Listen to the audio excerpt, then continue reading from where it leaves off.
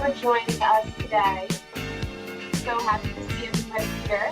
As you keep filtering in, enjoy the music and introduce yourselves in the chat. I know we have a lot of introductions, but if you want to do a brief description of your campus or why you decided to attend.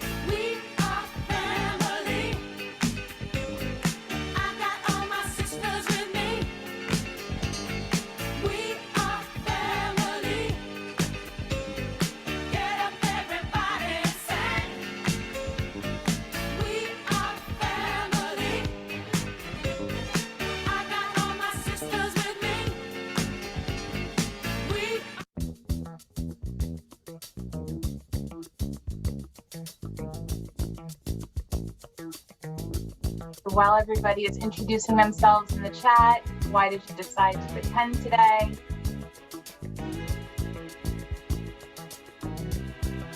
Great variety of people there. When I wake up in the morning, love.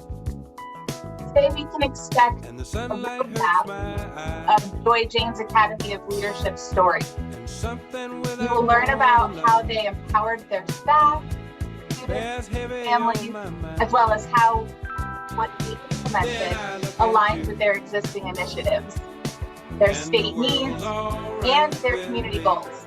We are excited to share some examples that are sustainable and of everyone leaving today feeling confident in a personal next step. Keep those introductions coming, guys. We're going to go ahead and introduce ourselves a little bit more.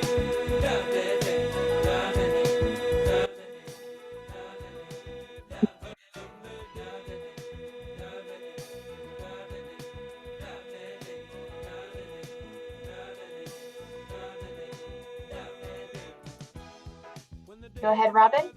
Okay. Well, I didn't know with the music. I was waiting for our wonderful music to fade away.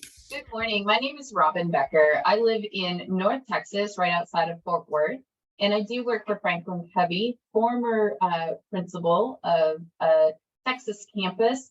And right now, though, as I transition to Franklin Covey, I get the opportunity to work with campuses all over North Texas and Oklahoma, and I partner with them as their Franklin Covey coach for leadership, and have been on this journey with the principal, who is going to be our main person today. Hand it to you. Thank you, Robin. So I am Leigh Ann Turner, the proud principal of Joy James Academy of Leadership. Last year, we were known as Joy James Elementary. This year, we are Joy James Academy of Leadership, and we are very, very proud of that. We are part of Castleberry ISD, and our campus is located here in Samson Park. But I'm so excited that you are here, because that means you are important in the life of a child. And in the midst of all the craziness, end of the year activities, you're already looking for the next best thing to give your children next year. So we're excited to get to share with you today. And I am the partner with Franklin Covey. I live in San Antonio and serve regions 9, 11, 16, and 17 in Texas. And we're here to help everybody understand this process from your perspective, recognizing that we may have some people from out of state and from different scenarios. So thank you for joining us today. And we hope you get a lot out of this.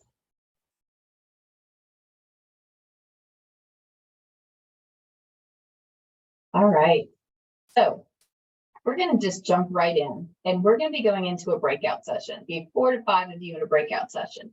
And we want you to have a discussion around what does your ideal family engagement look like? Andrea, I know you were going to be setting us up. Right around 5 minutes in this breakout, so that we each have about a minute to contribute. What does your ideal family engagement look like? Have fun dreaming forward. See if anybody wants to make comments in the chat. What did your ideal family engagement look like? Anything that stood out that you had in your discussions?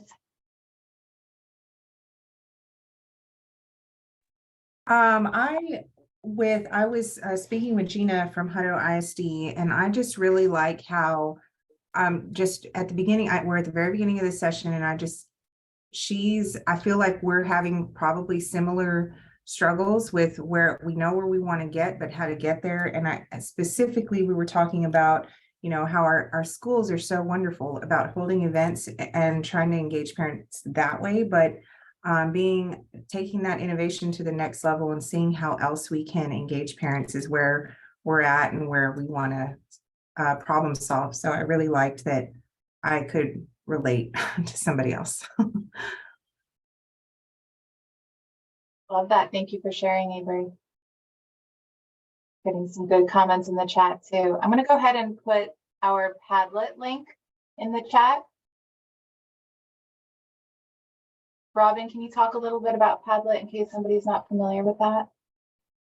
Yes, or Leigh Ann can as well too, because I know she created it for us because you'll see her name attached to it. We thought we needed a virtual parking lot, a place where you could click on there and you could add questions along the way. If we were all in one physical space, we'd have one of those parking lots on both walls and we could address all the questions, etc. So we felt like that might be a great place as we were going through today, where you could put your questions. We'll keep checking that. And then at the end, we made some buffer time for Q&A.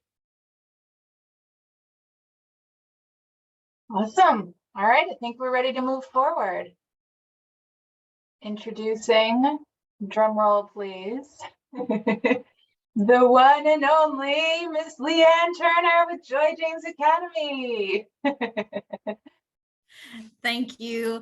I'm really excited to get to share some things with you today because I hear your concern. I hear where you're wanting to get in that next level. And so hopefully we have some things to help you get to that next level. But you're probably wondering, well, who in the world is this Joy James Academy? Where did they come from? Well, we are a collective team of unique individuals that are very passionate. And when we get together, our passion drives us forward and keeps us moving to the next level. So our story and our plan was not just created by me. It was created by so many supportive people. So I have to spend just a second because I'm just one representative of a big collective group. So I do want to start off by thanking our superintendent. She is extremely supportive of these endeavors that we take. We have tons of coaches in our district that have supported us every inch of the way. We have an incredible city council and mayor and local businesses and community members that have been backing us from day one of our journey. We have a campus leader and me coordinator, Sarah Mishnick, who we would not be where we are this year without her keeping us aligned and knowing what to do. And we have a support staff that we call our SLICK team. That is an acronym, but they are pretty slick. We have tons of teachers and students and parents that are awesome. But I also need to give a special shout out to my care team because what I'm presenting today, they have been crucial in helping us design. So thank you, Luke Champlin, for being an amazing counselor, and Kayla Mendez, who we are fortunate enough to have serving as our social worker for this year. But the person that I have to thank the most is my assistant principal, Shannon Shea, because she has been here from day one of our journey before we even started Leader in Me. And without her and her support and her being in general, we would not be where we are today. So who are we? I want to tell just a little bit about our background and our demographics. We are in year 4 of Leader in Me. We are an A-rated campus as of last year. Very proud moment when we learned our scores. Lots of tears on that day and I know y'all know how hard it is to work your heart out for years and years and finally make it to that ultimate goal. And so we're an A-rated campus. We are the proud hub of the Sampson Park community. We are nestled in all between Fort Worth and River Oaks and Lake Worth. And so our campus is really the big deal of the community. And we're proud to be that big deal. And we try to make ourselves a big deal for them. We are approximately 90% low socioeconomic status. So we are a Title I campus. We have approximately 85% Hispanic, 12% white, and 3% other. And we are all about changing mindsets, especially about our children here. And we're all about breaking cycles that affect our success in the long term. So that is a little bit about who we are. I want to also walk you through our journey, because this is something that I really want to offer my support for, because it is not a 1-year turnaround type situation. It happens over time. It certainly didn't happen overnight. When Shannon and I got here, we had a very serious culture problem. We're all good. A very serious culture problem. And so we had to really work on that for quite a while. I remember the first 2 weeks of us opening our school. Well, it was already a school, but the first 2 weeks of our first year here, we probably had 25 parent conferences in person about student behavior and what we needed to do. And I remember vividly sitting in these parent conferences and our students being so rude to their own parents. And we knew right then and there that we had a challenge, and that we had to begin at that point empowering our parents to deal with what their children were giving them. So it started there, and that was literally like 8 years ago. So if that tells you, this was not a quick turnaround. Now, while some things took a long time to work on and get to the level we are today, some things started happening very fast. And you'll see that in your campuses as you go. But our Leader in Me journey specifically started 4 years ago.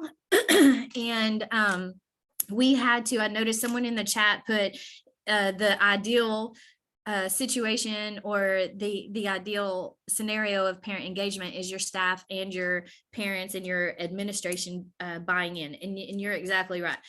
We had to get that all-in commitment.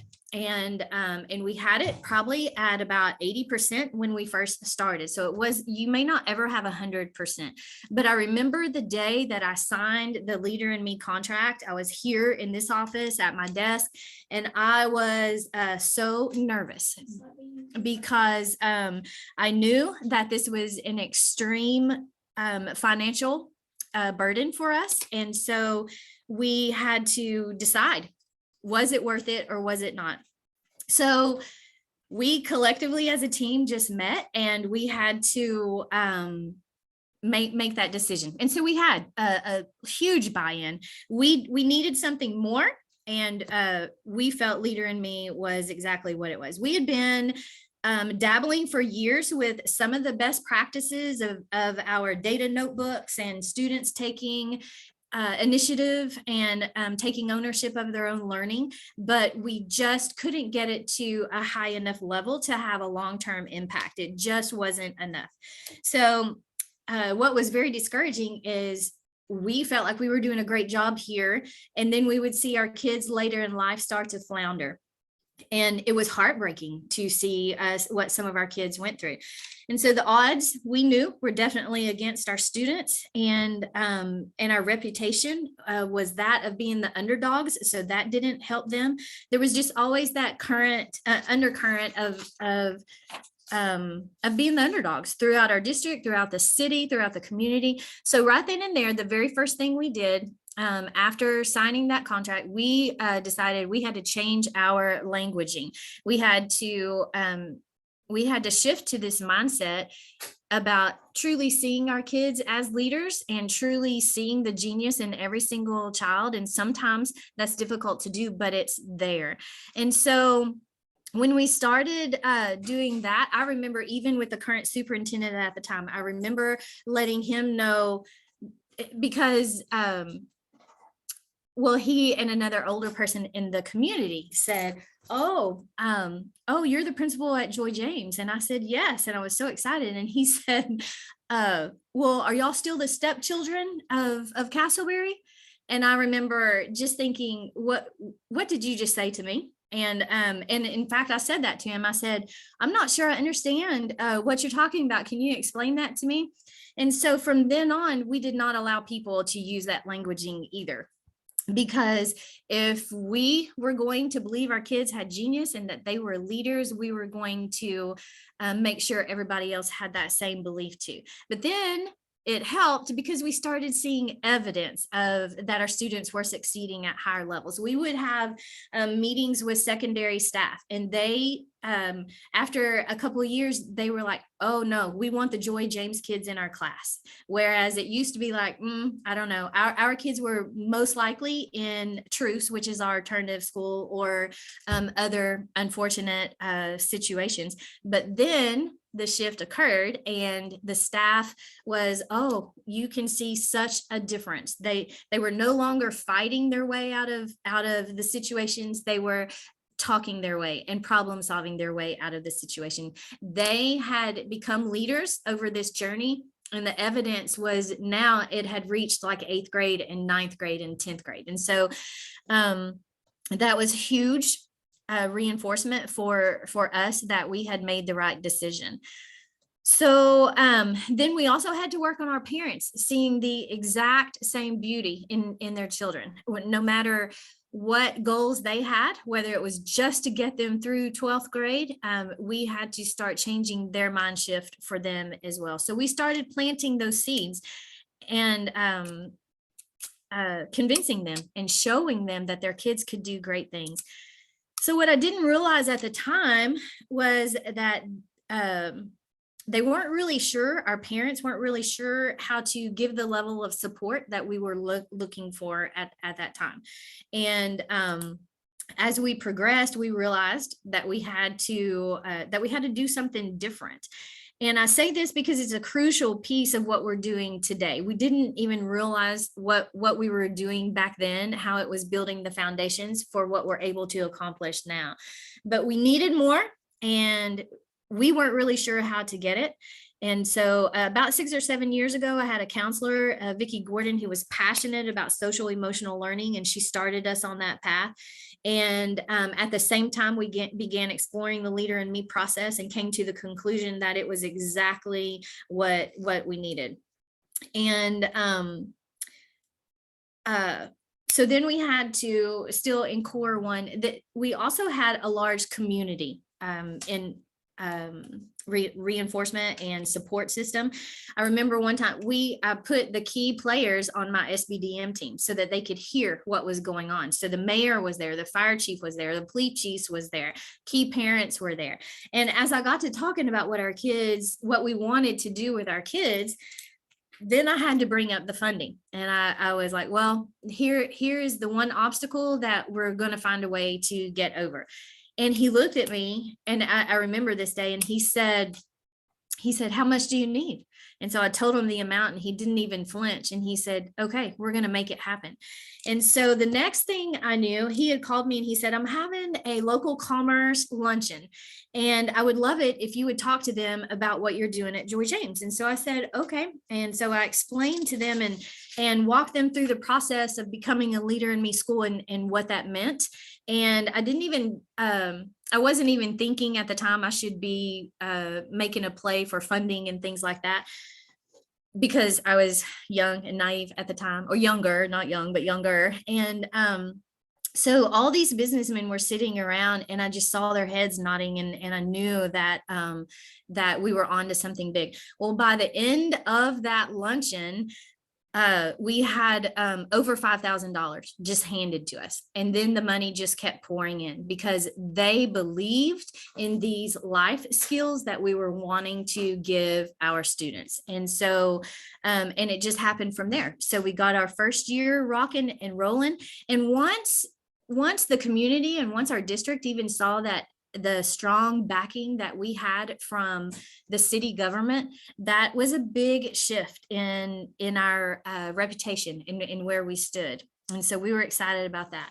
So that was lengthy. Sorry, but that was all about core one.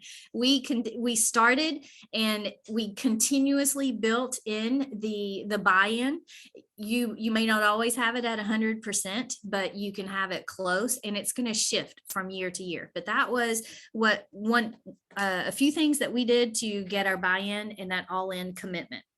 So, and we were moving full speed ahead, everybody. We even, I remember even telling the Franklin Covey associate at the time, she had mentioned Lighthouse School, and I'm very competitive, so are my teachers. And we literally told them, okay, well, we'll be a Lighthouse School next year. And she goes, well, it's usually a minimum 3 to 4 year process. And so we kind of looked at each other and chuckled.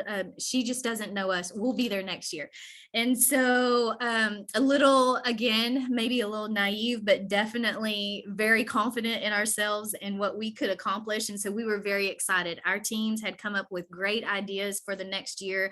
And then year 2, as we were moving full speed ahead, COVID came, and it just stopped the world in its tracks. And we were devastated by as much by what was going on as we were that our plans were just stopped in their tracks.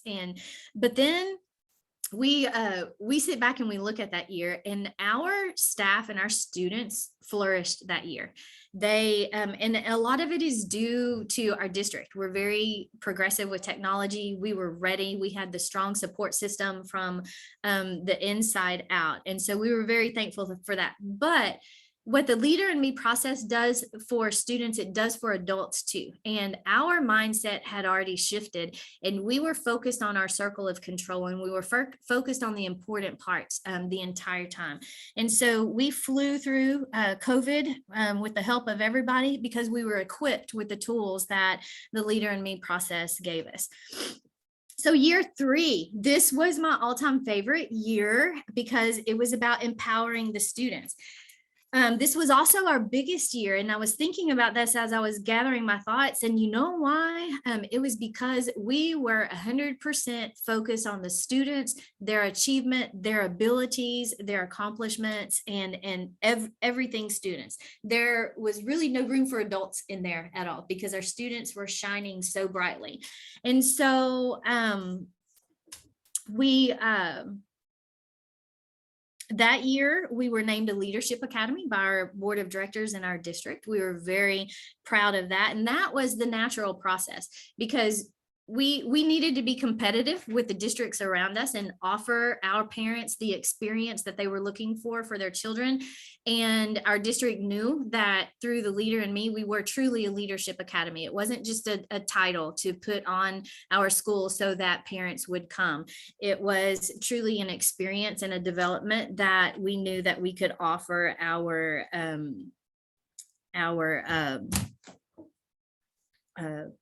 what we had developed and our tool set that we could give them. So people were noticing us, and that was big. And you know, another proud moment I'll just share with you real quick, because this is about our kids. I remember from day one, we were our teachers at the time, we committed that our kids would one day put Sampson Park on the map. And so not that this is, you know, that big a deal, but it is a big deal. The Leader in Me has a global map, and with little pin marks of all the places that are a Leader in Me campus. And so we just randomly came across that one day, and we realized we had a pin on that map because our students were so amazing. And so we had a big celebration, just a lot of confidence building through that year. So also, that was the year that we achieved making an A in the TEA rating system. So we were excited about that. So year 3, core 3 in our process was huge for us. And I'm super proud for our teachers as well, because the best analogy that I can think of to describe going through this process, and even the testing and the accountability system through TEA, and I'm all about accountability. But I was just so proud because it's like climbing Mount Everest. If you've ever watched those documentaries, that sometimes I need something to do that might be a no-brainer, and so I watched one, and those climbers are so committed, and they just keep making their way to the top and making their way to the top, and always moving forward. And I feel like that's what we're doing in education as we fight this good fight. We are always just trudging our way to the top. And no matter what Mother Nature brings, all the snow and all the winds and the gusts and everything, educators just keep moving forward, and you keep trusting the process, and you keep praying that you make it. And then last year for us, suddenly the snow flurries cleared, and we were on top of things for the first time ever. And we were just very, very, very proud. So those of you that are on your journey, it's an incredible journey, but when you make it to an all-time high, it's powerful. It's really, I just can't say enough about our kids and our teachers here. So year 4, core 4 is considered our impact journey, and it's about instructional development. And this was good for us as well.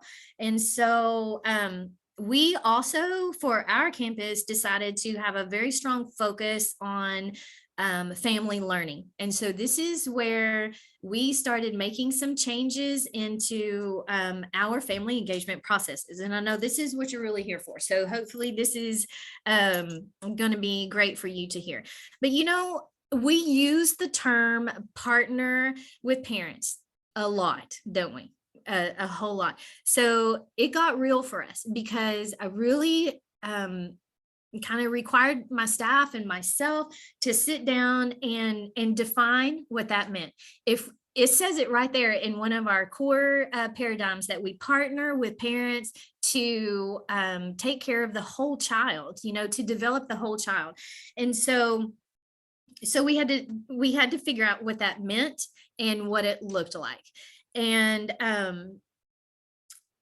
this was a big turning point for us. And so a few minutes ago, I told you that we started planting seeds for our parents to believe in their kids, that they could do really great things beyond just come to school and have good attendance and make an A, and that was what we started thinking. What does an A mean to a parent? How can we give them a report card and say, well, your child has a C, let's do some things at home, make sure they do their homework.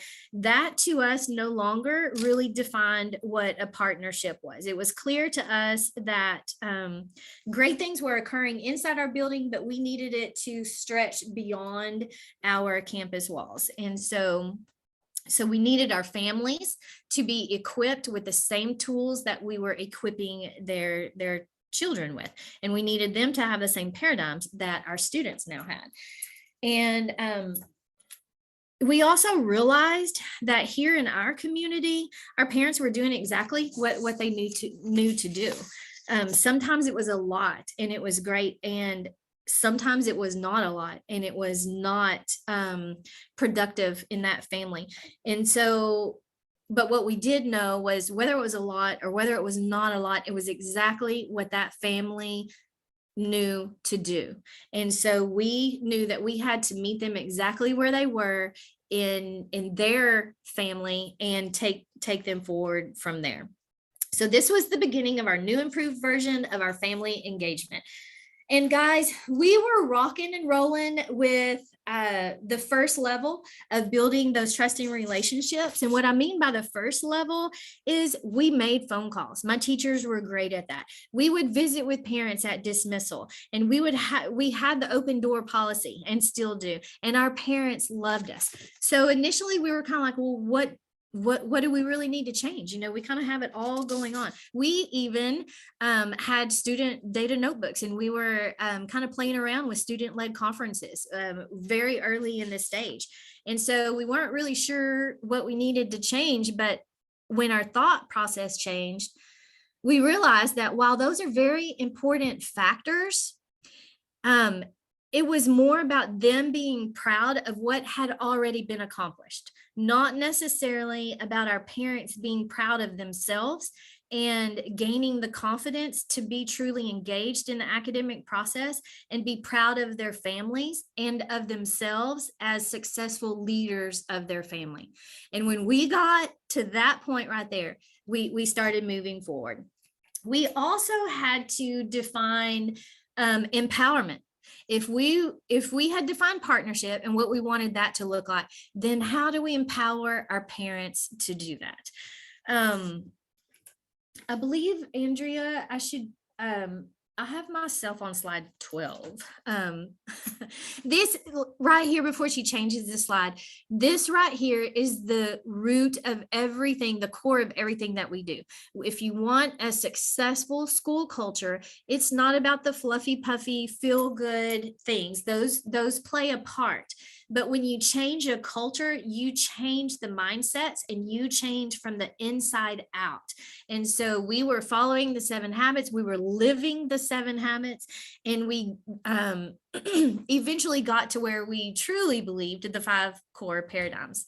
And so on slide 12, Andrea, you'll see going beyond our school walls and empowerment, it's going to happen at various phases throughout your journey. So first we started with our teachers and the mindset of change starts with me. Then we went to our students and kept building there. And then we were at our family. What did it mean to empower our parents? We learned this is not something we can control, but we can influence. It wasn't something that we can just tell them what to do and to go home and do it. And we so often wonder why we give them a great literacy night. We've all had those. My campus was the best at a literacy night or a math night. And it was wonderful. And the parents had fun and the students had fun. But again, it's that first level. And so we couldn't understand why the parents, we gave them the deck of cards to play math games, and we gave them the flashcards for the letters. We gave them the tools that they needed. Why weren't they following through at home? And so we had to start listening to our parents, first of all. And we realized it just wasn't a blanket prescription. We realized that we could give a deck of cards and hope they play math games with them. But what if your student is the one that struggles and they don't even know how to count yet, but you're wanting them to do these math flashcards? So how does that parent take this one activity that we gave them to do and make it fit their child? Or possibly you are the parent of a GT child, and that was not intriguing enough for them. And so while they'll start building with the cards, they're not going to play a math game and increase their multiplication skills or their addition skills. And so they're fun, and these activities are good and they serve a place, but do they empower our parents? You know, think about what happens to that deck of cards or the flashcards. They get filed away on the top of a table or on top of the refrigerator way too often, not to ever be picked up again.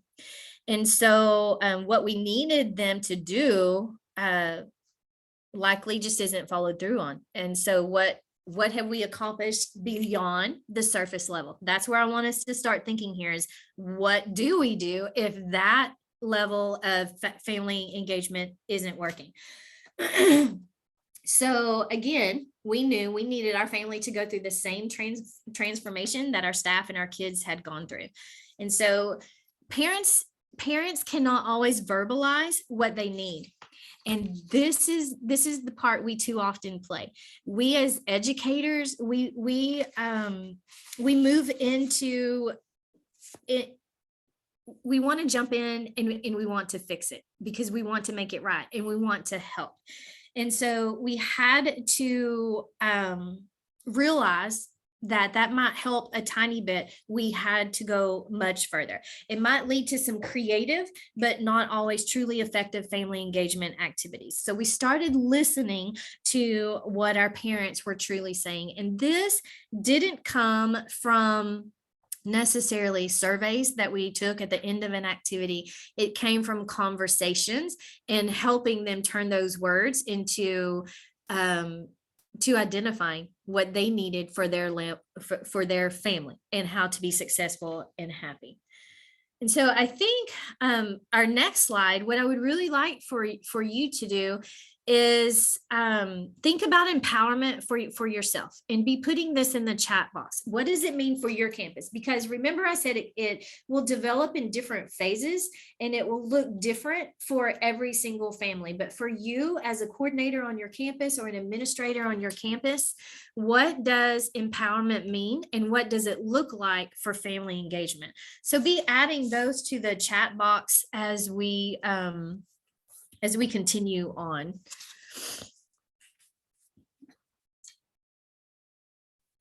I'll give you guys a couple minutes to put some comments in the chat and digest a little bit of the amazing story that Leigh Ann just shared. And we'll move on. Oh, Amy came in here a minute ago.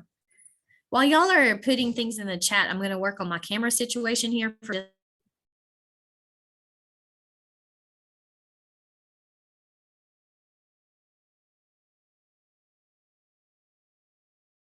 I have a comment that came just to me to involve parents and give them a voice.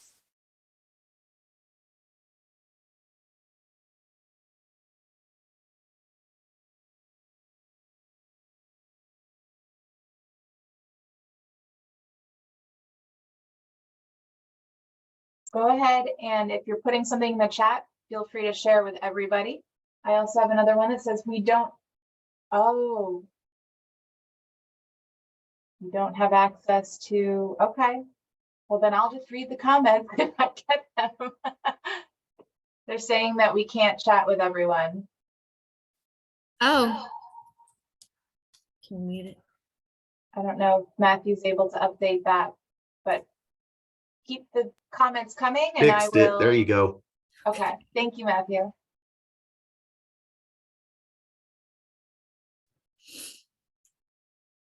So I don't know how. So go ahead and write your thoughts in the chat and share with everybody now.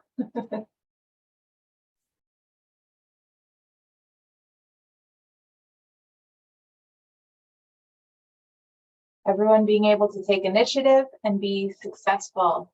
Love that.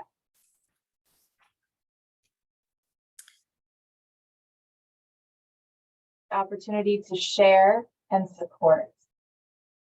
Develop an open and trusting relationship with the parents. Oh, beautiful. Giving stakeholders the tools and access to have a voice in the school. Yes. Great. Equip parents with tools and strategies. Develop an open and trusting relationship with the parents.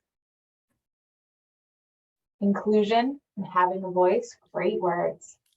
Oh, okay.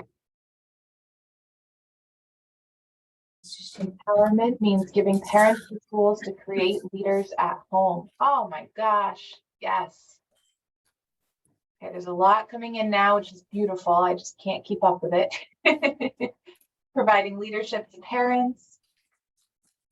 Put parents with tools and strategies. Really taking parent feedback and doing something with it. Yes, exactly. Great. Yeah, several things that I have heard are exactly what we have been going through and been is part of the transformation to quality family engagement. Someone said building open, trusting relationships. And that I really want to address for just a second before we move on, because that, of course, is key. And that's what I was discussing earlier as we thought we had it. You know, we had an open door policy. My parents came in any time of the day to discuss things with me. My teachers had fabulous relationships. But again, it was just on that surface level. And it was when we started truly listening to what they were saying to us that we were able to get to a higher level.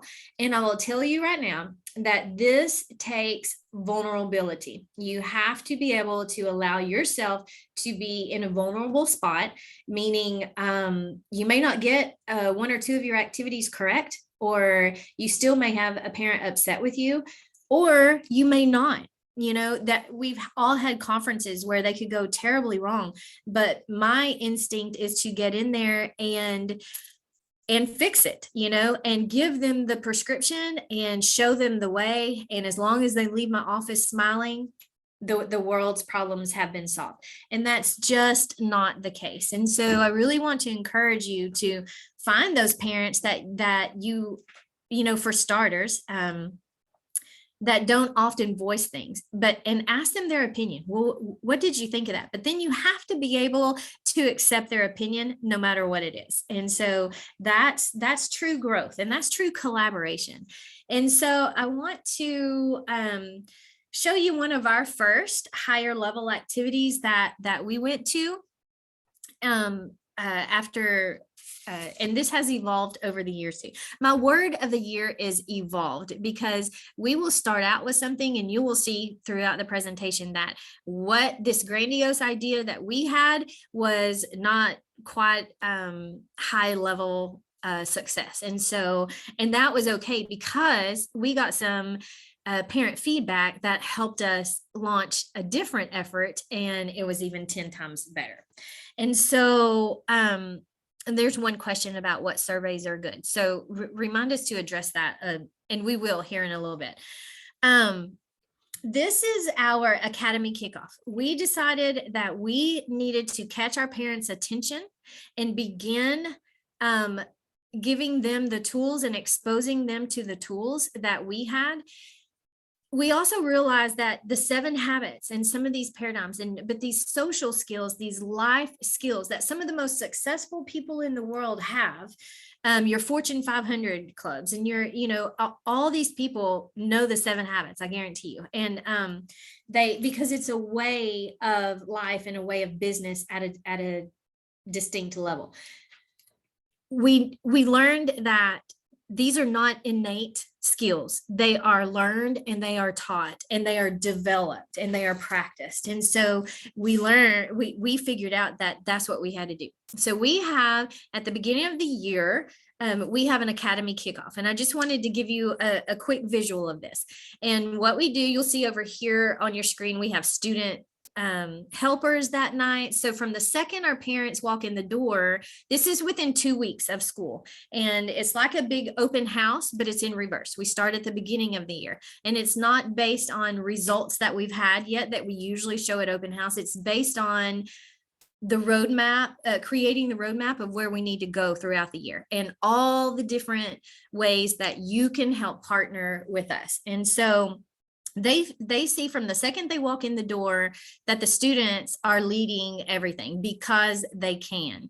And we give them, we have all different types of presentations. Some were on the simple science boards, some were on Google. So it really depended on the teacher and what they put together. So they learned all about the different student leadership roles that they could do, and clubs that they could participate in. They were exposed to the 7 habits. Some of our new parents for the first time, some had heard it before, but we gave them that experience that our kids were having by letting them go ahead and open up their data notebooks from the beginning of the year. So you see in the pictures down towards the bottom that our parents sat down with our kids and I'm sorry, we started this last year, and it grew this year, of course. And so our parents sat down and they made some common social goals and some home goals and family goals with their kids while they were here, to expose them to the practice of of writing a goal, and then what it means to accomplish it, and then the thrill of accomplishing it, and just seeing the success that you as a family could have. And so they did that. We did also give them academic expectations for the year and lined out, this is how we're going to help you get there. This is how you and your child can partner, and these are your checkpoints. And so we started equipping our parents with the tools. And I go constantly back to our report card system. And in secondary, I personally, I don't know how I got through high school and college, because while my parents were good parents and I had a strong support system, the academic side of it was not what they were engaged in. And when it came to get to college, to going to college, if I had not had an outside support system show me the way and help me fill out the papers and know what I was doing, I probably would not have made it through college, because that's not my skill set, and I needed help going through there. So we took that thought process and gave it to our parents, because ultimately, if our child is going to flourish in middle school and flourish in high school and truly feel that they can be a leader no matter what they do in life, then our parents had to be confident enough to help them get there. And so we started exposing them to little bits and pieces of data, and we walked them through the process of how to understand it and what it really means. And then if this is where you are right now, this is where you can be in a couple of months. And so we took them through that process and let them experience it. And it was the beginning of something very powerful. When we started this, we never had the same level of parent activity again, because even our staff mindset, when they would have conferences, small ones or big ones, they knew what they needed to do. So this was a huge shift in our family engagement. And on the next screen, Andrea, is our family mission night. This will kind of also help you see the thought process in a little prettier package.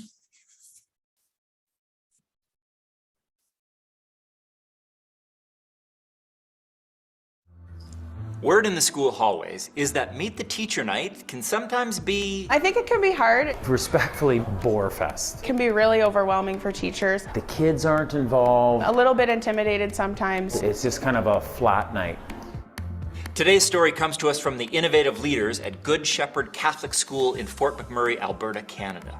With the desire to switch things up, add some Leader in Me flair, and bring families together with a meaningful learning experience, the staff, inspired by ideas shared at the Leader in Me Symposium, collaborated on a new format for their parent community evening. So we had tables set up around the gym for all the families to sit at, and all of the student representatives from the classes and teachers were sitting at the benches at the front of the gym. And we started from grade 6 and worked our way down to EAP, and every student came up, introduced their teacher, and read out their mission statement. They're on big poster paper, and they got to put it up on the wall after. So it was really candid and fun. After the students had an opportunity to talk and speak in front of the whole school and their parents, they shared their mission statements and then had an opportunity to sit down at tables all the way around the gym and sit down as a family and say, what is our family mission? How are we going to treat each other? How are we going to be a better family? We want Leader in Me to be something from the core and going out and supporting families as well as our school community. Entire families were invited. They were treated to student leaders sharing their goals and classroom mission statements. They introduced the teachers, and then the invitation with some prompting, reflective questions to work together and write a family mission statement. Powerful. And it didn't stop there. We had a lineup for the photo booth. Parents and families wanted to get the picture with their mission statements. We photocopied the mission statements so they could take them home. We posted some of the mission statements, because a mission statement has to be something you live and try to achieve each and every day. For all these years, the kids have come home, they've talked about wigs, which then you have to get them to explain to you. They talk about what's going on in their classroom, they're talking about their leadership roles. but I'm not a parent who gets to come into the school, so I don't understand necessarily what they're talking about. So it was wonderful being able to come in and be part of the process, because now when Jacob comes home and talks about his leadership goals or talks about the things that he's doing, I understand. I understand what they're doing in the classroom, because now I've experienced it. I'm not just listening to it. I love the creativity expressed with this event, and they've shared that they extend the invitation to create a family mission at student-led conferences, as well as throughout the year, especially for families new to the school. To tie a bow on all of this, Mr. Germain again shares how a commitment to this process can birth some wonderful results. One of the things that we do when you look at the Leader in Me school rubric, you take a look at some areas, and at the start of the year we did an assessment of where we're at and where we want to be, and one of the gaps we had is how do we integrate families. So that was one of the things we really wanted to do, is say, hey, here's an opportunity where the families are going to come and want to come, and so we can work together. That's all we have time for today. See you next week. What is this, a prop? There's nothing in here. So I hope that kind of gave you a really good visual of what we've been talking about and what we're going to keep talking about. Now, I will say for our leadership night, again, if you let your activities evolve, you probably already do some really strong activities, but how can you find a win-win situation? How can you create that experience to begin equipping your parents with the tools that they need? And I'll just share another little mindset of mine that had to change. And I know it's a common mindset, but we, one year we didn't offer food. I was like, no, they will come because they want to be here. And we had a decent crowd. And then one year our crowd dropped a little bit. And so we had to figure out a win-win situation. And where I stopped and made myself listen was, the phrase that if you feed them, they will come. And we all kind of chuckle at that. But what does it really mean? If you're really listening to the message behind that, then what does it really mean? Well, for us and for me, what I decided that it meant was that our parents are saying, I work hard all day long. I get home around 5 or 5:30 and I'm tired, but feeding my children and my family is one good way that I can take care of them. And it's important to me. And so I don't know if I can do this and do my part as a parent and come to your event. And so when I changed my mindset like that, our thoughts, the way we design them just started changing. How can we relieve that stress factor out of your life so that you can come and be with your family and focus, because you're not hungry or worried about the dinner and the mess you have to clean up and things like that. So we moved to the whole win-win, and that was win-win for us. How do we fund this? That's always a big question and a heavy burden on our plate. I run my campus on a $24,000 budget, and I have an additional approximately $10,000 to $11,000 Title I funds, because the rest goes to funding staff and things like that. So if we can do it, you can do it. You just have to be creative. There are people out there wanting to help. If you open up and let people help, they will. But it takes you reaching out. But we used Title I monies quite a bit for family engagement. There's a portion that you're required to spend on Title I. You can define light snacks however you want to. You can provide we split it. We knew you can't provide a whole meal, so we provided the light snack, which was the chips and juice, and while the campus funds provided the hot dog, the meal. And so there are ways around everything. If you open up your mind, think win-win, it'll happen. So the parent on there expressed experience, and that's what everyone needs. When you experience something, it's going to be a learning process for you versus just coming and getting a handout. So on this next slide here, one thing that evolved over the years, I had this mother that came in, and she was very adamant that she wanted to meet with the rest of our parents of students with special needs. And so we house our district's self-contained program here with children that might have anywhere from mild, moderate, or severe disabilities. And so so we have 60 approximately, plus or minus a few, wonderful students here that require a completely different skill set, and our parents require a different set of help as well, and support system. And this one mother kept coming in and saying, I really want to meet with the rest of the parents. And so if the administrators out there, instantly, I was like, oh, no, I'm not really sure what you're asking, but no, because there is power in numbers, and I don't need all my parents getting together with great ideas and telling me how to do it. So, but she kept on. And so finally I just stepped back and I got myself out of the way and I listened to what she was saying. She wanted to share some resources that she had found for parents, some scholarships and some grants that she had found. She wanted to do that, but then she got to talking. She goes, I just need to talk to another parent that has the same issues as I have, because I have a child that is very capable. And then I have a child that has some extreme special needs. And I don't know if I'm overcompensating for one or if I'm not. I don't know what to do, and I need help. I need a friend in navigating this.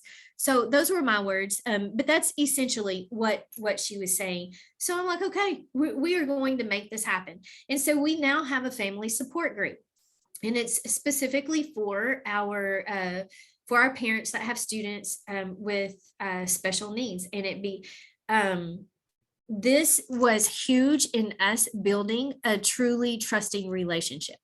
This was also huge in us learning to listen to feedback and truly collaborating with parents, because in those groups, they're not big.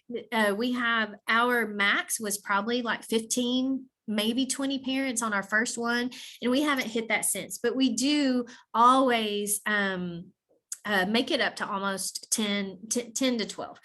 And those parents need that. They need that. And when they get in that room together, we have to work at staying out of the way, because we want to direct it. And we want to say, this is what we need you doing at home, but that's not what the parents need completely. They do need some assistance with that stuff. But what they needed to know was, how are you doing it in your house? That just doesn't work for me. And how are you doing it? And so they start talking and they support each other, and the confidence and the relief that they get from that is worth more than any big, flashy family night that we could ever have.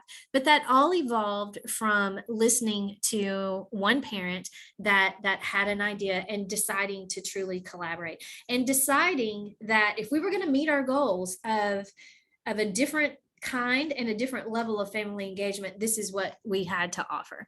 And so from there, again, evolve is the key word. When I saw that in action, I knew that our social worker had to take a different role than what some administrators want their social workers to do. You know your campus and what role is best that fits your campus. For our campus, I needed that extra help for our parents. I needed it for the ones that were doing great but didn't understand this resource and how to get this scholarship. And I needed it for my parents that were struggling and at their wits' end, to sit down with them and have that family time facilitated. Maybe they didn't know how to interact positively with their child because they work so hard and they're just tired. And so what are some simple ways that you can do that? So our social worker has been huge in us supporting our families in a different way. We no longer just give out a pamphlet that has a list of resources on it. That does not work, because the awkward, intimidating part is making that phone call. And then you call MHMR and you might get changed over a couple of times to different people. And then you might get put on a 6-month waiting list. And that is discouraging. How many phone calls do you make just to pay insurance or to pay a bill? And you have to go through this electronic voice system. And that's simple. Think about when you're dealing with these huge life issues and and you go through the same thing. They just needed someone to pat them on the back and let them know that we're right there by their side to navigate this. So I just really wanted to tell you about this activity because it's not huge, but it is powerful. So I get teary-eyed when I talk about that one because these kids are special and these parents are special, and they have to have that outlet and that trusting relationship. So on the next slide, I know you have all heard about TEA's standards for family engagement. I think it might have been around for a couple of years. This was our first year to really dive into it deeper than usual. And I'm sure you've heard of the commissioner's rule.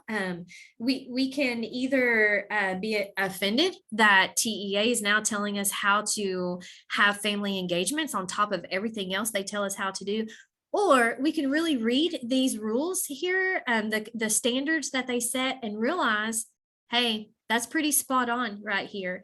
We panicked at first because we thought, oh, now we have our DIP, our CIP, our campus initiatives, and now we have to have a family action plan for TEA.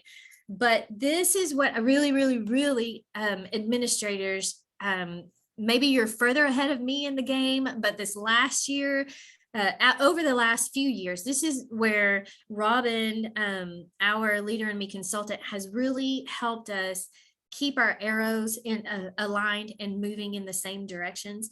And so on the next slide, Andrea, I just want to show you for just a quick minute about the alignment piece, because especially this time of year, I know it's the end of April, and I'm like, if you show me or tell me one more thing that I could or could not do on my campus, I really just might lose it.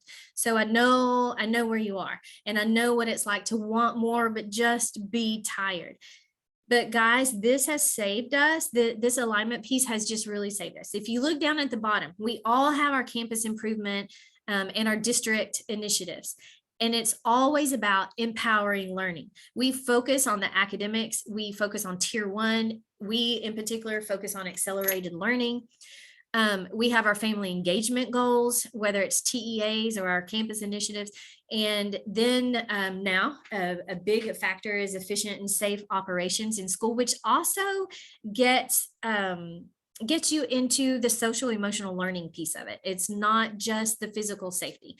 And so if you look up at the top, the Leader in Me initiatives, it's all about empowered learning, and they focus on tier 1 academics. A lot of us do the 5 E's: the explore, engage. They have the 3 I's: ignite, investigate, invite. And so then they also have the partner with families to develop the whole child. So when you look at these, they are exactly aligned. We were not adding one more thing to our plate. We were actually relieving ourselves of a lot of ineffective processes that we had in place. And so I really wanted to show you this, because whether you're a Leader in Me school or not, once you get your initiatives aligned with your goals and your vision, and that's easier said than done. We all have goals, we all have visions, and we all have that, and we all know where we're going to be in 5 years. We all know that stuff. But when you get into the nitty-gritty piece of it, and you have these expectations from your district, and then you have your passion and your expectations for your campus, and then you're going to start a different program or an initiative of some kind, it can be extremely overwhelming. And the teacher's first instinct is to be like, don't put one more thing on my plate, please. This is the total opposite. It has been a huge process of helping us be efficient and very effective.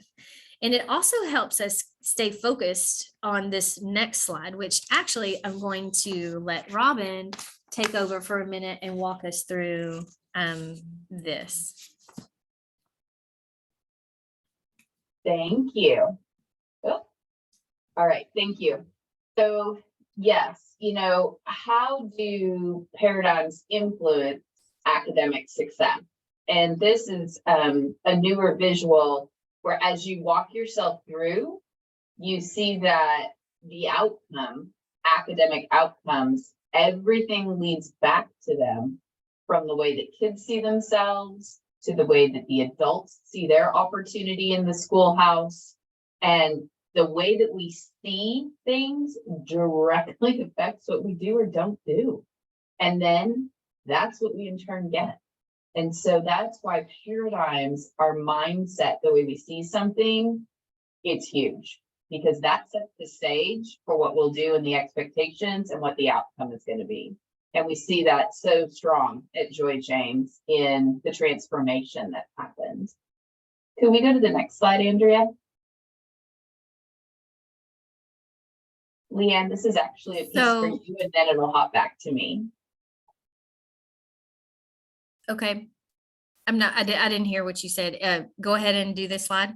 Okay. So we have, I just wanted to kind of show you our year at a glance. Okay. So we all know it truly starts, the year starts in May with your campus needs assessment.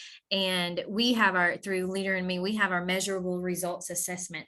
And it's an extensive survey, but it's very user friendly and in parent language, in student language, and in teacher language. And it measures those three areas of your campus: what your parents think, what your students think, and what your teachers think. And it really kind of revolves around personal leadership and how you feel in this process and how our parents feel in this process that we've been on.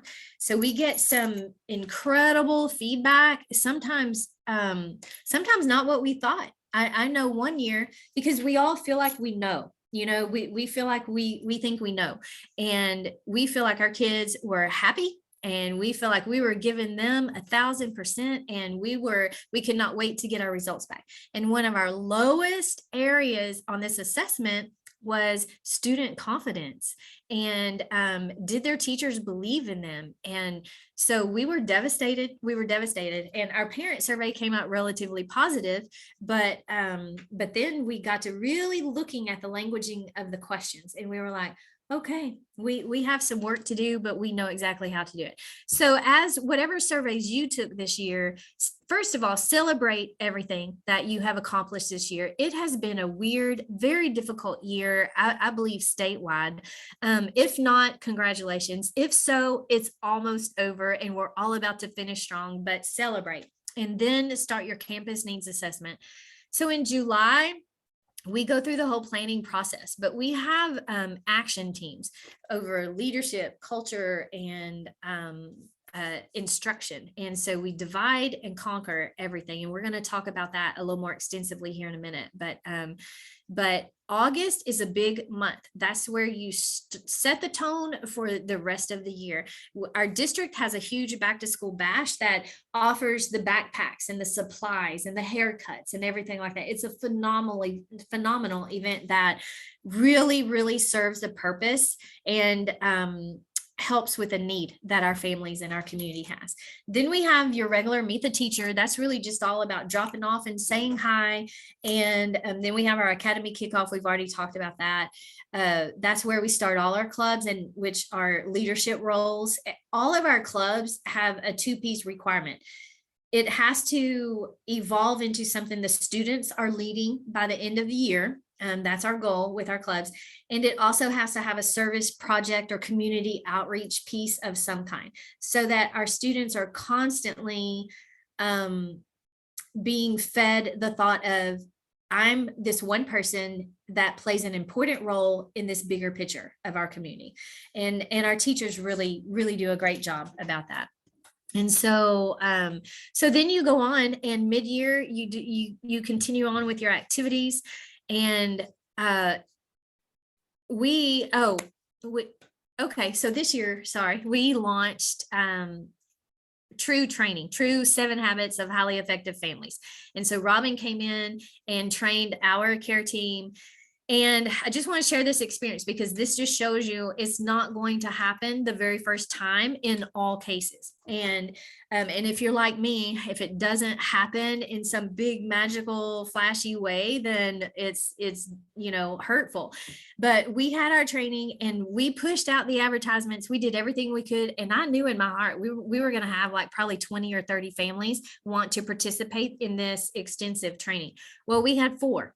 And but Robin came and she did the training with them, and then our social worker continued it on through several weeks, and it turned out really great because I have four families that things have been instilled within them that they're sharing with others, and that type of support. And I think it even says parent to parent support in our TEA guidelines.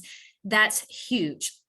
And so just wanted to tell you about that. And then we also, beginning this year, we had this grandiose idea. We had been very successful with our WIG, our wildly important goal, and using the platform of Beanstalk. And we accumulated like well over 800,000 minutes of reading amongst our students. And it was phenomenal. So we decided to use that same platform with a version of habits at home, because remember, our goal was we wanted to equip our parents the same way we had equipped our students with the 7 habits and the paradigms. So this was our way of getting back in there and getting the habits at home beyond our campus walls. And so, so out of 450 plus students, we had maybe I want to say 15, and that number might even be high. We had a huge bulletin board. We had a tracking board ready to go with all these little neighborhood streets, and the teachers' names were on houses, and it was great. And we couldn't wait to start moving our classes that had the most activity in their habits at home. Well, it was a flop. It was just a flat out flop. And but I have such an incredible team. They were like, okay, then what are we going to do differently next time? We knew the idea was great. And so we started talking to parents, and we had them posting on social media certain things. And we had a lot of parents that were not going to post things inside their home and things they were doing with their families on a public media thing. So we learned real quick, okay, then we're going to have to keep this on our classroom social media things that are privately housed, and offer different things. And we actually got a great idea from a Leader in Me elementary here, Mound, the Academy of Technology and Leadership at Mound. And we took theirs and recreated it to fit our needs. And it has been so much more successful. We relaunched version 2, and we had 30 families.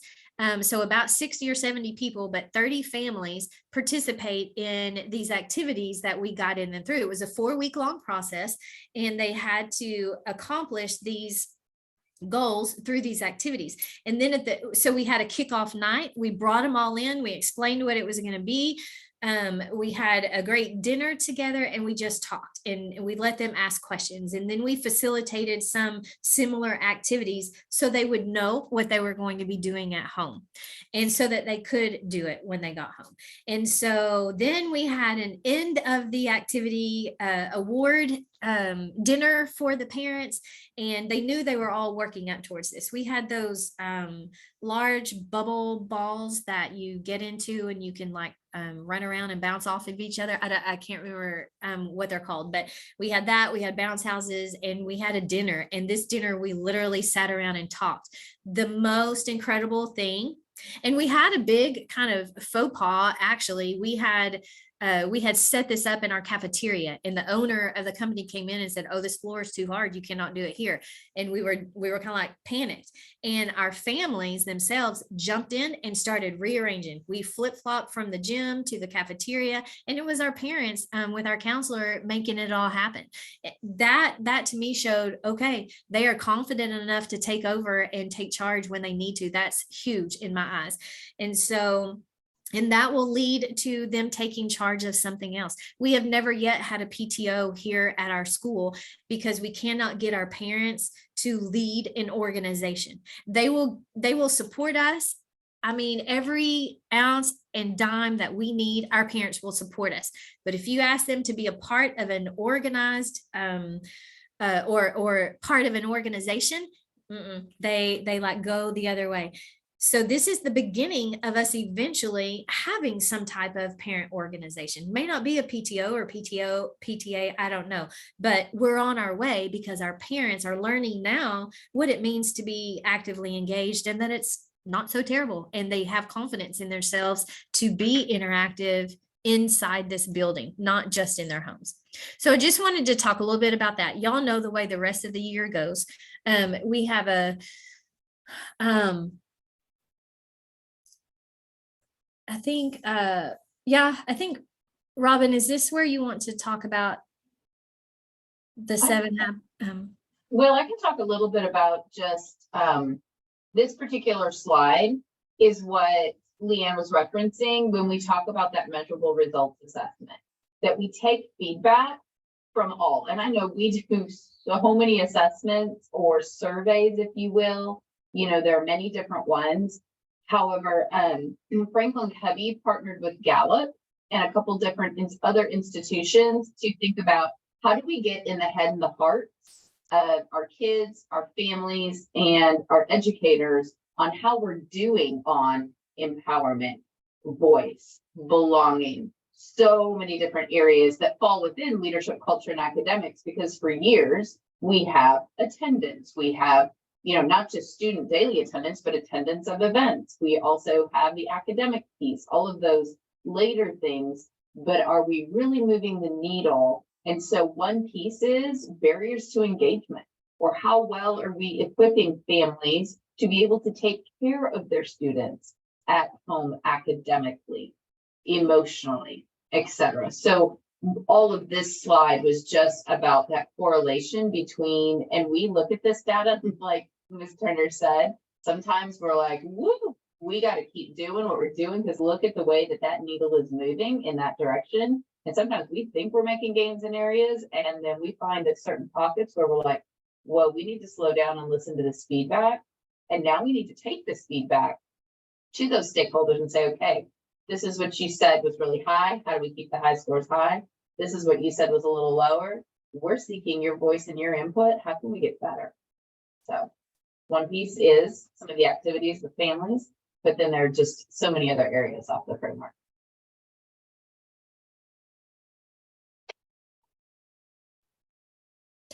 We use that feedback literally all year long. It's not a one and done type survey, and it's just so very valuable. And we keep going back sometimes to remind ourselves, what exactly did they ask and what did they say? And so it's very valuable. But you'll see one common theme throughout our year at a glance, may not be visible to you, but it is to us. But you will see that everything goes back to student academic success, you know, and it goes back to our leadership notebooks and our student-led conferences. And we do these several times a year. They look differently at different times. Our conferences in January took on a much different role. We isolated third grade and had student-led conferences for that specific group of parents so that we could walk them through where their kids were. Their students, their children were hit the hardest by the pandemic. And we are now seeing the full-blown effects of what that really is. And so we had to have a separate heart-to-heart moment with these families. And so everything leads back to our student-led conferences, which means our students have been empowered with their own data, and our parents are being empowered to take academic or be engaged in the academic side. So and we can there's so much I want to say, and we're already running out of time, but I hope that helps you kind of see what we're doing in our year at a glance. So the next slide, Andrea, was again our year at a glance, but I just kind of summed that up.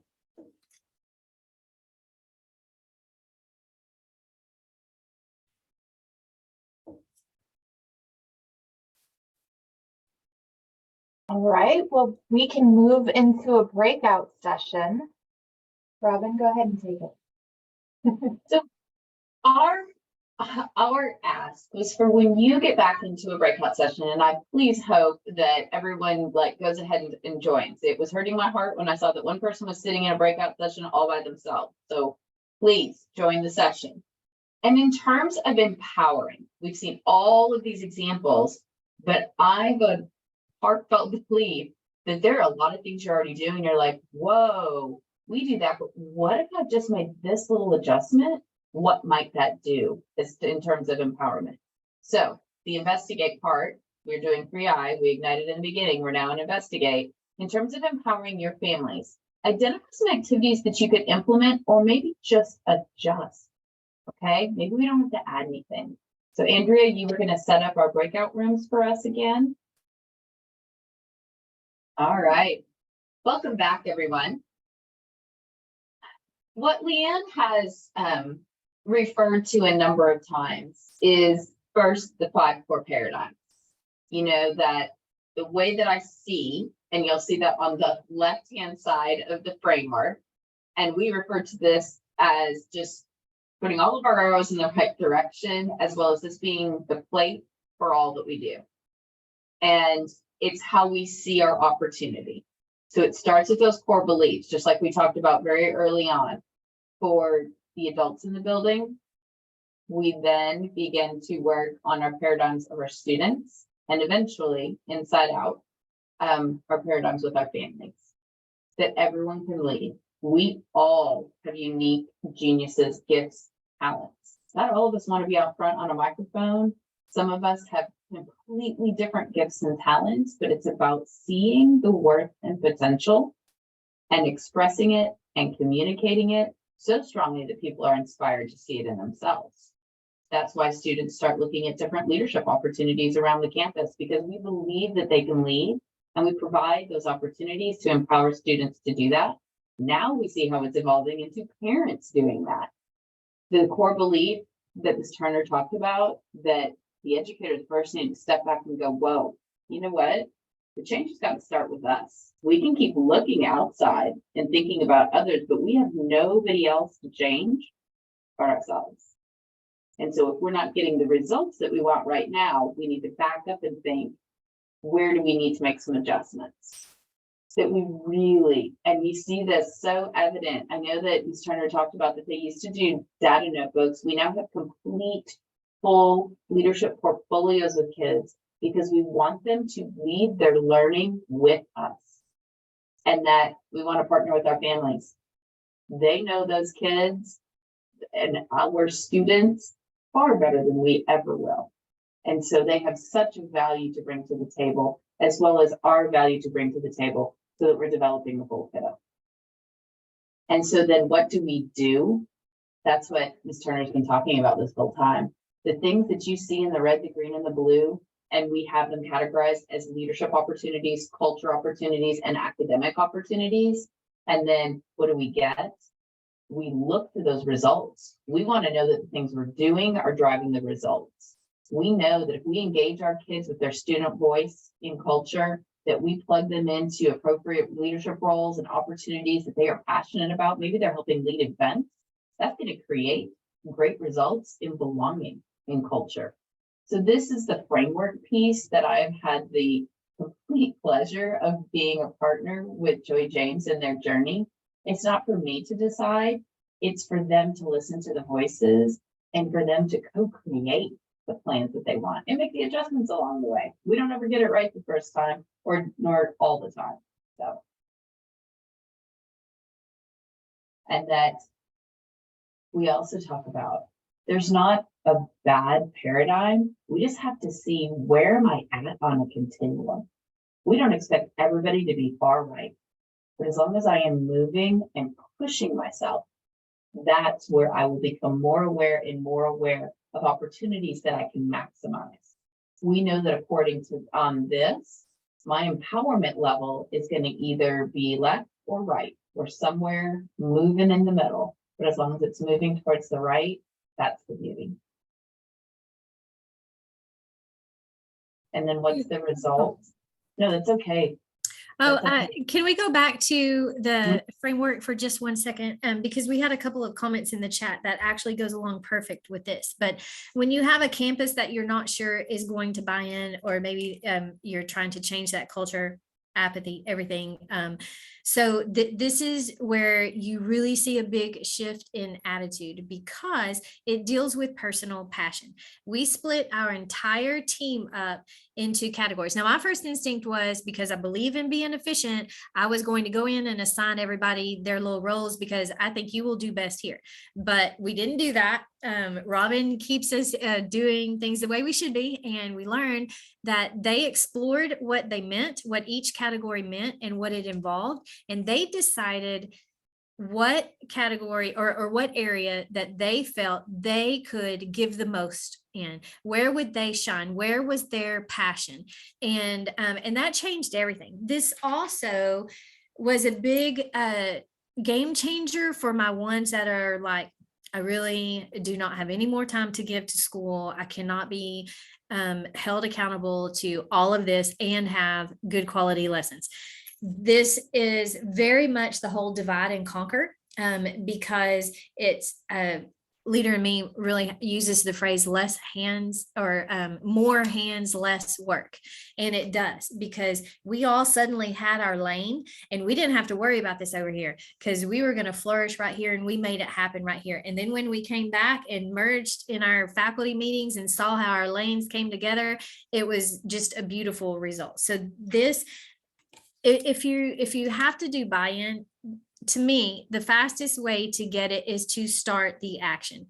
Just get into the action piece of it, because it evolves quickly, because it develops that inner pride in that comes along with accomplishment. And when people see themselves accomplishing things and they're proud, they do even more than you ever expected them to. So. Thank you for putting that out. It's so true. You know that you have people on campus who have been involved with family and community partnerships. That's their passion. So you see that on the top, left. You have people who are passionate about service learning. Maybe they've already been doing something with recycling and it's something they're willing to give their passion to. Well, that's an appropriate place. You have your folks who love to do leadership. They love to do events. Those are your planners right there. They love the physical environment. So people find their spot, and you recognize we're talking about, for their campus, the adults first. Then the kids start seeing that everyone has their place around the building, and the same goes for them. And some of my quietest teachers have become out front leaders. They have learned to step up and guide a group in a certain direction or another, because they learned that this was when we really started developing, oh, hey, I am a leader, in my own right, in my own way, I am a leader. And so when they started seeing themselves in their area where they shined as leaders, then they took off. It was amazing to watch. Yeah, a small group of people does not necessarily have all of the best ideas. When we bring all of the geniuses together, that's where the beauty happens. So then I know so many of us have had like that portrait of a graduate. Well, this is the portrait of just what student leadership is and what it becomes over time. When we were back on that framework, I pointed out where the family and community was on the top left. Right underneath that was teach students to lead, where we have those direct opportunities, those integrated opportunities, and then those authentic opportunities around the building, in the community, etc. And so what does that do? Well, first we're developing the whole person. You see that at that inner core. Then what happens is we're working with personal effectiveness long before we can do interpersonal. I've got to be able to lead self. And who doesn't want just adults, let alone students, with self-regulation, their own time management, actively contributing, their goals, etc. And then we can flip up to the top where I can help lead others, but I got to learn self first. But then it's relationships, collaboration, community, all of the things that are timeless for these wonderful time capsules, students that we have, that we do not know what their future is going to be, their employment opportunities. What we do know is that this sets them up for life readiness.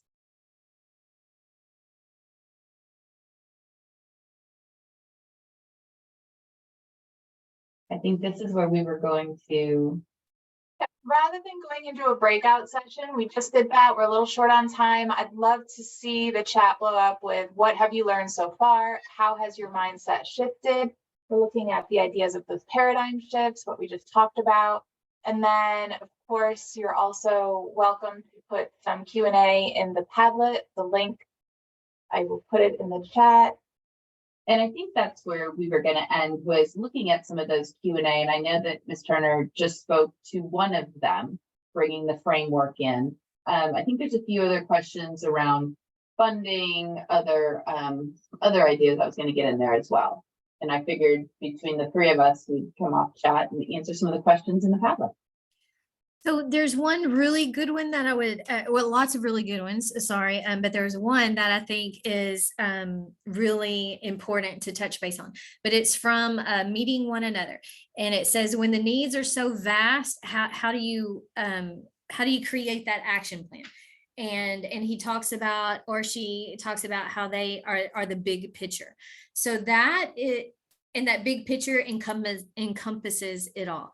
Well, that's where you have to shift just a little bit, because or that's where I had to shift, because I feel like I was the same way. I had huge nights, and if I didn't have over 500-600 people, then I was disappointed in what we pulled off.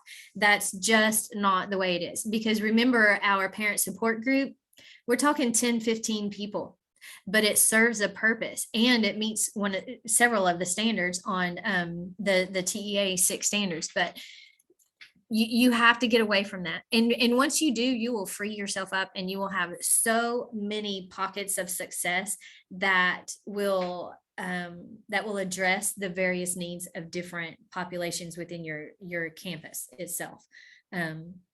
So thank you for that. I think that's a huge realization we all have to really come with, and you don't miss the mark. I know you feel like sometimes you do, but we don't. Everything serves a purpose.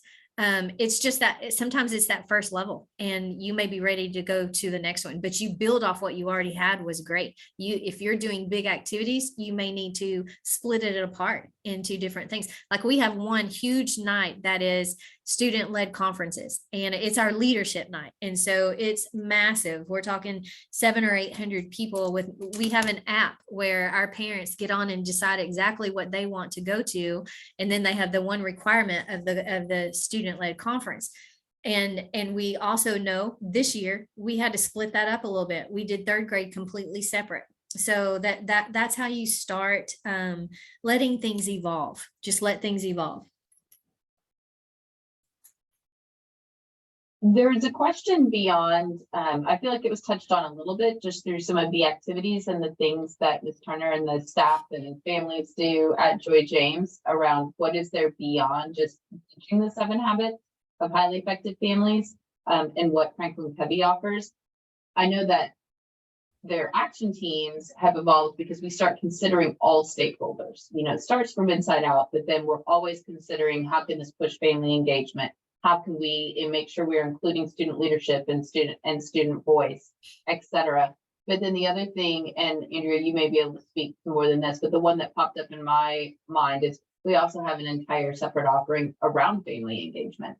But that is a standalone. We were just starting with our core, which is exactly what we do with igniting a staff, which is 7 habits first, because that is the backbone of the leadership that you can build within. But then there is also a family engagement piece that Franklin Covey does.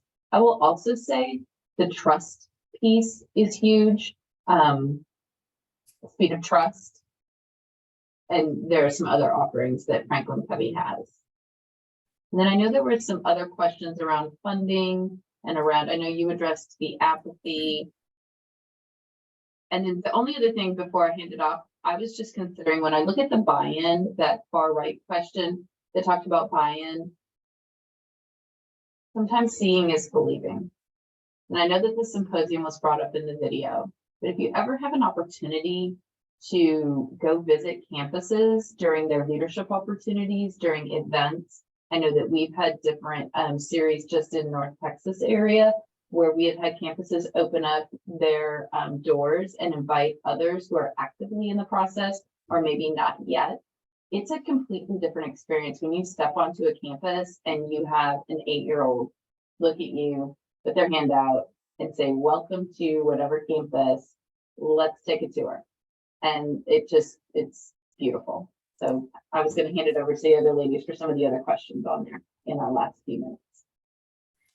I do agree with that about the buy-in. It's kind of similar to going fishing. You have to figure out which bait works best for the fish that you're trying to catch. So what is it that attracts the attention of your administration and your district, and host something on your campus that addresses that and that attracts their interest, but show how the kids are leading it and show what you're accomplishing and invite them in to be a personal, intimate part of that. And so again, for me, I just can't say enough. It may not be this way everywhere, but for me, it's about, you just have to jump into action. The faster you focus around student success and the more you focus around student success and the actions taken to get there, everybody is focused on that. That there's no time for, apathy. There's no time for lack of engagement because everybody is so excited about the student success and so working together. So funding, family engagement, funding buy-in. What are the best approach to get schools and or districts to buy into programs like so Andrea, you may want to address this, but there are some scholarships available now, but we had to, ours shifted once we got area businesses backing us. When they saw that there was something really unique and really powerful about this and they bought into it, then we just started exposing our parents to what their children could do. Look at what your kid can do. Hey, I know you may not understand this data sheet, but your child is about to explain it to you. So again, involve the kids, highlight their successes, and the funding piece will come. We handle it here through we have one major fundraiser a year. And then I also use my Title, a large portion of my Title I funds pay for our membership dues, and our fundraisers pay for everything else that we need. And then occasionally you can finagle some of your campus budget in there to handle some of the things like the resources, like if you want to buy into the books and the